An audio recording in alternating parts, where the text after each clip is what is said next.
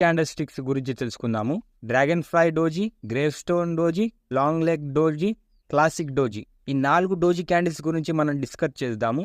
ముందుగా మనం dragon fly doji గురించి డిస్కస్ చేద్దాము. ఈ డ్రాగన్ ఫ్లై డోజీ అనేది ఏ విధంగా ఫామ్ అవుతుందంటే ఓపెన్, ఇది ఓపెన్ అనుకోండి, ఓ అంటే ఓపెన్ అనుకోండి, హెచ్ అంటే హై అనుకోండి, సి అంటే క్లోజ్ అనుకోండి, ఎల్ అంటే లో అనుకోండి.